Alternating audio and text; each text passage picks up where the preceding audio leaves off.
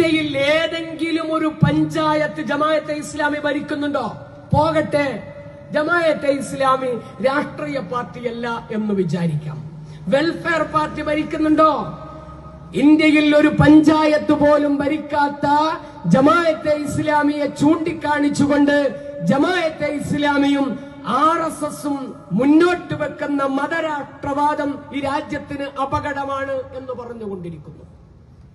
ജമാഅത്തെ ഇസ്ലാമി ഏതെങ്കിലും ഒരു തല്ലിക്കൊല രാജ്യത്ത് നടത്തിയിട്ടുണ്ടോ? വിഭാഗീയതയുടെ അജണ്ടയുമായി ജമാഅത്തെ ഇസ്ലാമി മുന്നോട്ട് പോകുന്നുണ്ടോ?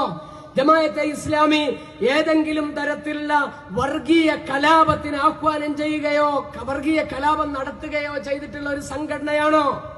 ഞാൻ ആവർത്തിച്ചു പറയുന്നു, ജമാഅത്തെ ഇസ്ലാമിയെ ന്യായീകരിക്കേണ്ട ഒരു കാര്യവും നമുക്കില്ല. പക്ഷേ മൂക്ക് കീഴ്പോട്ട് നിൽക്കുന്ന ഒരു മനുഷ്യന് സാമാന്യമായി ചിന്തിക്കാൻ കഴിയുന്ന ഒരു കാര്യം പറയണ്ടേ? അദ്ദേഹം വലിയ ബുദ്ധിജീവിയാണ്.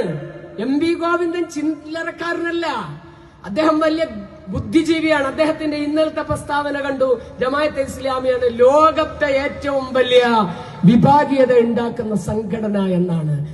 RSSനെ പറയുമ്പോൾ അതിനേക്കാൾ ഒന്നുകൂടി മെച്ചപ്പെടുത്തി ജമാഅത്തെ ഇസ്ലാമിയെയും പറയണം.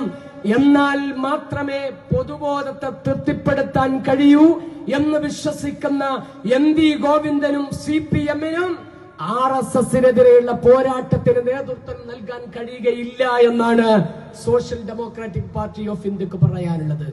ഭൂരിപക്ഷ വർഗീയത സമം ന്യൂനപക്ഷ വർഗീയത. ന്യൂനപക്ഷ വർഗീയത ഈ രാജ്യത്തുണ്ടെങ്കിൽ അത് തുടച്ചു മാറ്റപ്പെടണം. എന്താണ് അതിൽ സംശയം? എന്താണ് അതിൽ സംശയം? ആർക്കാണ് സംശയം? പക്ഷേ ന്യൂനപക്ഷ വർഗീയത, ഭൂരിപക്ഷ വർഗീയത എന്ന് പറഞ്ഞിട്ട് RSS മുന്നോട്ട് വെക്കുന്ന ഹിന്ദുത്വ ഫാഷിസ്റ്റ് വംശീയതയിൽ അധിഷ്ഠിതമായ രാഷ്ട്രീയമുണ്ടല്ലോ, അതിനെ ലഘൂകരിക്കുവാനാണ് സാമ്പ്രദായിക രാഷ്ട്രീയ പാർട്ടികൾ ശ്രമിച്ചുകൊണ്ടിരിക്കുന്നത് എന്ന വസ്തുത നമുക്ക് മറക്കാതിരിക്കാൻ കഴിയില്ല.